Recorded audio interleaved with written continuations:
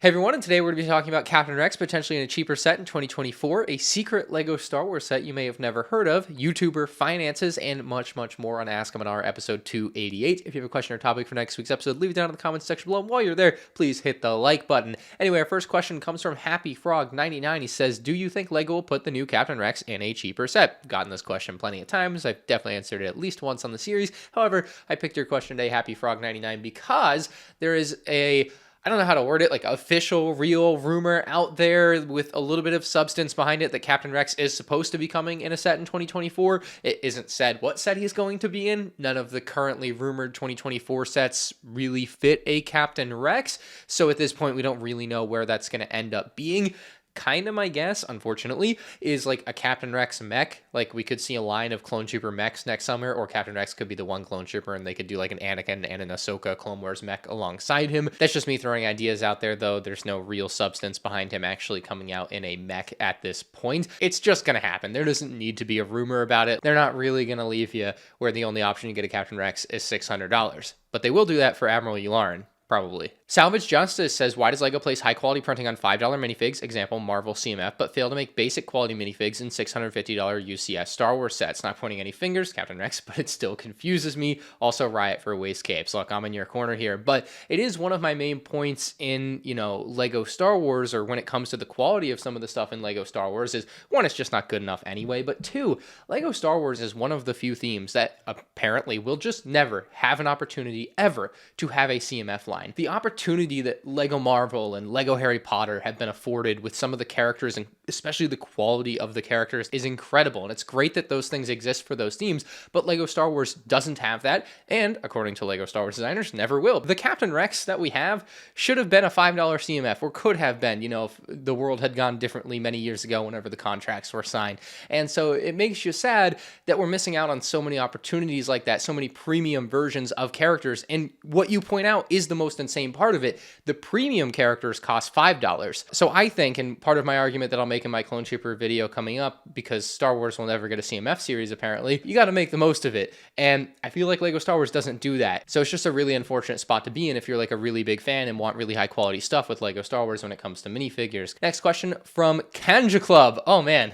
Throwback. Says, what do you use for your white backgrounds and where did you get it? This is a My Studio by Pro CYC, but I obviously don't use it for a lot of the content I do. I've used it to take pictures for MandR Shop, and that's about it. If you're looking for like some simple photography stuff, or even if you want to try your shot at YouTube videos with a background like that, B&H Photo has stuff like that, although they are surprisingly expensive. Next question from Jawbrick Studios says, will Building Hoth return at some point? So I'll tell you what, I was so excited to start that Hoth series, and if you watch the intro to the first episode, dude, that's probably like one of like my favorite intros to a YouTube video, the most excited I've been to get into a project ever of anything I've done on YouTube. Just being able to have all that old content to pull from, and it felt like super nostalgic for me, was really cool. And at the time I had signed a contract to stream on Twitch for a few months. I was really, really excited about that. And what ended up happening was I just didn't do it. I did 3 episodes. I did quite a few streams the first month, but then the next 2 months I didn't really stream.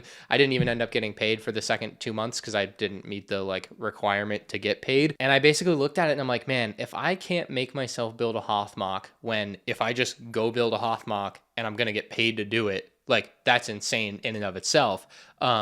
Then I'm just not going to build a Hoth mock, probably. Just looking myself in the mirror and being honest and not trying to lie to myself, that's where I was at, So it's now late October 2023, and I know in the back of my head, a lot of people want me to do a Clone Army video. I want to do a Clone Army video. It's one of those things that I said I would do as I got into this new space, and I knew the space to do it would be that great room on the 3rd floor of the house where I just have all the space in the world to set up Clone Troopers, but of course, a, quarter finished at best Hoth project was sitting up there just waiting for something to be done with it, and it was just covered in tons of crap. And so I decided to clear the space off so I can do my Clone Army video. I'm just not a mock guy, and if you've watched the channel over the past 10 years, you know that. I know that, and nothing solidifies it more than failing to build Hoth again. And I feel bad about it from the perspective of letting people down. Personally though, I'm just not all that miffed about it. It's just not something ultimately, clearly, that I care all that much about, is to complete a mock. It's just not very high on my priority list at the end of the day, unfortunately. I enjoy a lot of other things about making content on YouTube. I enjoy a lot of other things about LEGO, building giant mock battle scenes. unfortunately, because it would be really good content on the channel and I know a lot of people like it, it's just not where I'm at right now. In the arms of the angel. One more thing while I'm thinking about it when it comes to like the consolidation of my content and what I'm doing on YouTube. So I've basically decided with my gaming channel as well that I made the wrong decision too. I think that when I did it a year ago and LEGO Star Wars The Skywalker Saga was coming out and I wanted to do Minecraft stuff, it's just not where my heart lies. So with the MandR Games YouTube channel, I'm going to make the switch back to Call of Duty, which like I thought I wouldn't do. I did not want to mix the two necessarily, but I feel like I know that I'm not going to make Minecraft content. I know that I'm not going to make LEGO Star Wars Skywalker Saga content. Also, like, it's a game that came out one time in 2022. Like, it doesn't get like DLC updates like consistently. And my Twitch channel, I'm going to stream COD, and that's just what I'm going to do because that's where my heart is. That's what I know I like. It's what I know I love, and it's what I enjoy doing. And so whether or not it works out, I don't frankly really care. I just want it to be something that I enjoy doing on the side for gaming content. Next question from Lego Timmy16 says, have you built the secret Lego Star Wars set from 2009? You get the instructions from the Lego Star Wars game and the pieces from other 2009 sets. The game is Quest for R2-D2 Lego Star Wars. So the secret build is a Malevolence build. It's basically a MIDI scale Malevolence. And I think it'll be pretty neat to put it side by side with the MIDI scale Invisible Hand next year because they're probably going to be pretty similar models. Although I would inspect this Malevolence to be a little bit bigger. It includes pieces from tons of 2009 sets: the Corporate Alliance Tank Droid, Echo Base, Hyena Droid Bomber, Darth Vader's TIE Fighter, Armored Assault Tank, Republic Attack Shuttle, Separatist Shuttle, Anakin's Y-Wing, Battle on Endor, and Venator. It's 749 pieces, but it needs parts from like 10 different sets. Back when this thing first came out through the game, I'm sure very few, honestly, if any people actually built this because you needed all of those sets and you also needed to play the game and like care enough to want to build this model and take apart all of your other sets to build this one model. It's kind of absurd. I've known about this one for quite a while and it's been on the back burner, but I think through like some TikToks and stuff, it's become a little bit more well known recently. And when I go to build it, I'm going to build it without the stickers. I'm not going to go out and buy the sets again and then dismantle them or try to get all the sticker sheets. I'm just going to buy the parts on Bricklink that I need to build the set without the stickers. Boy5133 says, do you think the 5's 25th anniversary minifig will have a waist cape and pauldron for him being an ARC trooper? The pauldron, I think in this case, is even a big question mark because it's not the normal pauldron that we see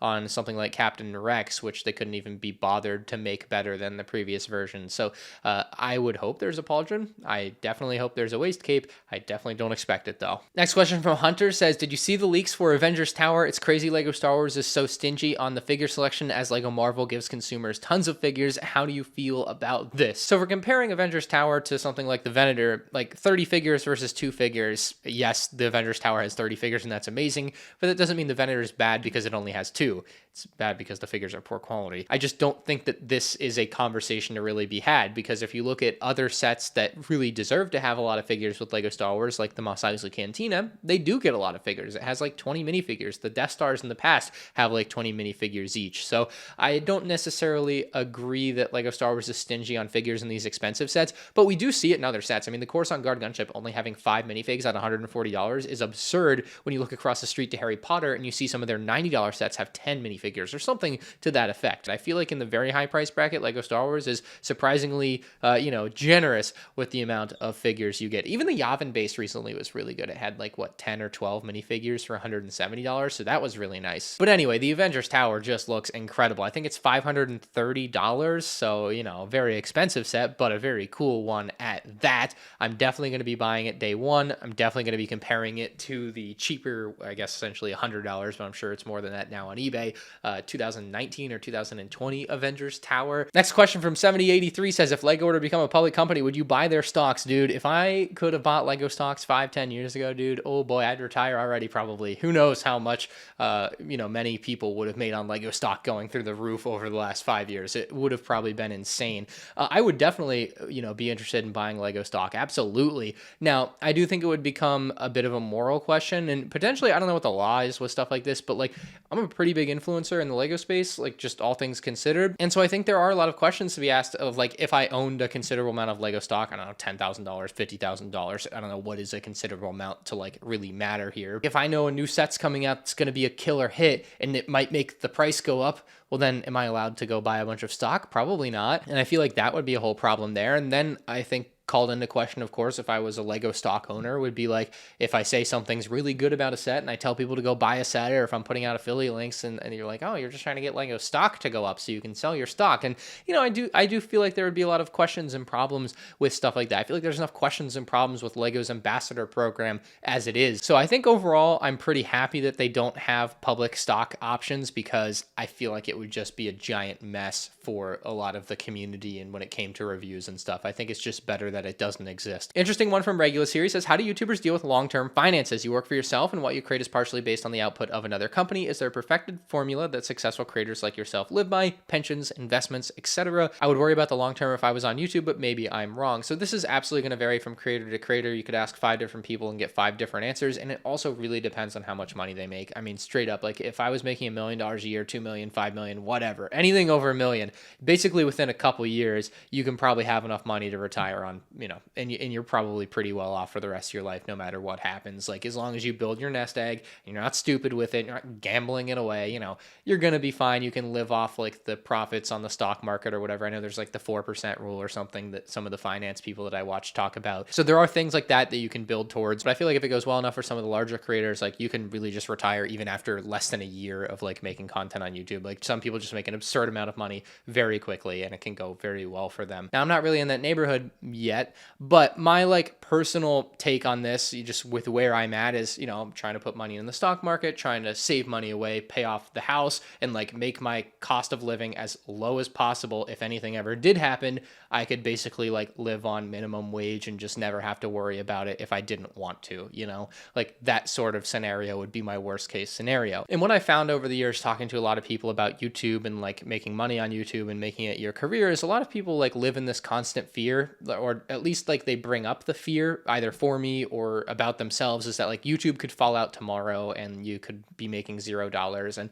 I suppose that's entirely possible, but I've always looked at that as the equivalent of like, you could get fired from your job tomorrow too and be making $0, and like you'll just go do something else. And I've always looked at it that way. It's like if tomorrow the dream falls apart, it falls apart. What are you gonna do? You got to enjoy it while it lasts. And so I don't really worry too much about will it fall apart tomorrow, because I find myself much more worried about like, how do I get better today so tomorrow is better, and trying to build on what I have and make better content and bring in more people to help me make better content, stuff like that. So I do not think there's a perfected formula when it comes to it for YouTubers especially, but I think a lot of them, again, very dependent on size, just kind of are living life trying to put money away where they can, or buy things that are investments to them that they could sell later. It just really comes down to how much money you make. And I think if you were on YouTube, you might be the type of person that is worried about the long term, and that is a very valid concern to have. Can I do this for another 10 years? Can I do this for another 20 years? Do I like this enough to do it for another 10, 20 years? Are questions you may be asking yourself. My answer to that question is yes, because I've already been doing it for 10 years on YouTube, and I definitely enjoy it enough to do it for 10 years. I'm sure I could enjoy it enough to do it 10 more years.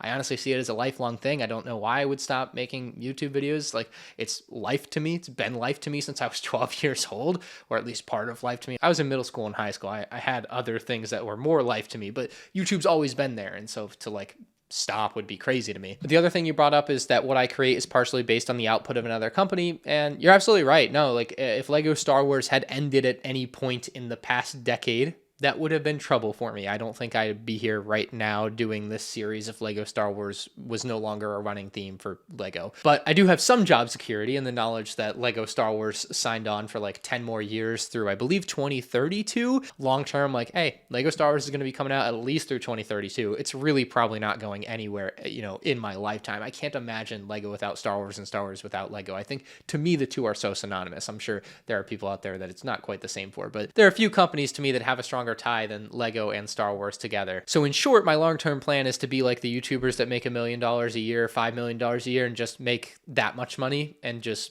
live, free, basically. I would still do YouTube if I had $1 million in the bank. I'd still do YouTube if I had $1 billion in the bank, because it's what I enjoy doing. So hopefully long-term that plan works out.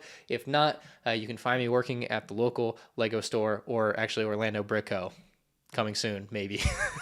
Last question here from Tabletop Studio says, do you think the trash compactor diorama or the MandR speeder chase diorama is a better value, and why? So the trash compactor is $90. The MandR speeder chase is $80. Essentially the same price. I've seen the trash compactor, I think, on sale for like $72. In some cases, it's even cheaper than the MandR set, which I haven't seen on sale yet. But here's my take on this. I think the trash compactor is probably a better value than the MandR speeder chase. You get more minifigs, you get a bigger build, probably more pieces. I didn't look at the piece count, honestly. It might be different, but it just feels like there is a bit more there for your money. However, I don't think the trash compactor is the better set to buy because it's not a good display piece. And ultimately, if you're buying one of these two sets, you should probably be buying them because you want it to display. The trash compactor is just ugly. It doesn't look good. And then if you actually want to compact it, it looks even worse because it has this big like gap on the base, and it just doesn't look that good. It just never would. You know, it is what it is. Versus the speeder chase diorama, which I think is a beautiful forest layout. You have the movement of the speeder bikes through the trees that look really good. Look, I think the Luke and Leia minifigs are pretty poor quality. We talked about that in the review if you watched it.